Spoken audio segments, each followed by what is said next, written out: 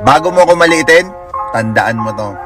Ikaw, tumatawag ka ng ibang tao para tulungan ka. Ako, ang tinatawagan para tulungan sila.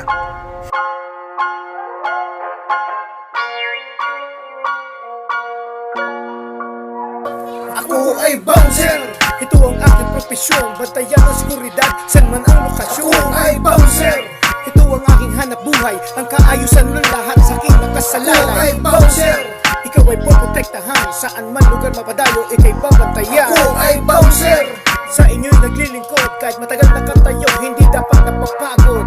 Ako'y maskuladon, may malusog na katawan. Hindi mo lang alam, handa itong makapagsabayan. Madalas akong mag-ensayo para laging malakas. Ang braso ko ay malapad at lagi itong matigas. Tayong matikas at titig na matipuno. Lagi akong alerto kahit ilang oras nakatayo. Ordyado ang sitwasyon sa bawat oras na nagdaan. Trabaho ko'y bantayan, kayo'y pangalagaan. Bawat minuto para sa'kin ay mahalaga. Ako'y laging handa sa man lugar na italaga. Hindi ka pwedeng gumawa ng masama, dahil lahat na bumangga sa'kin ay magigiba. Hindi kita aatrasan kahit pa magkadikdikan. Huwag ka nang makulit kung iyong pagpipilitan. At dumating sa punto na gamitan kita ng lakas at buhating ka papalabas. Ako ay bouncer. Ito ang aking profesyon, bantayan ang seguridad, san man ang lokasyon. Ako ay bouncer. Ito ang aking hanap buhay, ang kaayusan ng lahat sa aking nakasalalay. Ako ay bouncer. Ikaw ay poprotektahan, saan man lugar mapadayo, ikay babantayan. Ako ay bouncer.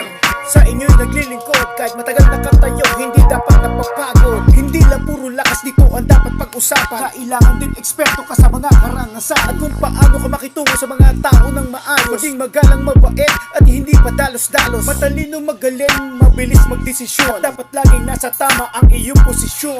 Kailangan dito malawak ang iyong pangunawa. Mahaba ang pasensya, lalo na sa masakit na salita. Ang presensya mo, dapat laging nilang ramdam. Kailangan panatag sa'yo ang kanilang kalooban. Sa iyong seguridad, hindi sila nababagabag. Alam nilang sa'yo, hindi sila mapapahamak. Sa ganong paraan, makakamit mo ang respeto. Lalo na kung alam nilang maayos ka na magserbisyo. Hindi usapan dito kung ikaw ay veterano. Ang usapan dito kung maayos ka magtrabaho. Ako ay bouncer.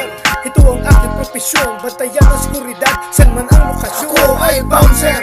Ito ang aking hanap buhay, ang kaayusan ng lahat sa aking nakasalalay. Ako ay bouncer. Ikaw ay poprotektahan, saan man lugar mapadayo, ikay babantayan. Ako ay bouncer. Sa inyo'y naglilingkod, kahit matagal na katayo, hindi dapat napapagod. Ako ay bouncer. Ito ang aking profesyon, bantayan ang seguridad, san man ang lokasyon. Ako ay bouncer. Ito ang aking hanap buhay, ang kaayusan ng lahat sa aking nakasalalay. Ako ay bouncer. Ikaw ay poprotektahan, saan man lugar mapadayo, ikay babantayan. Ako ay bouncer. Sa inyo'y naglilingkod, kahit matagal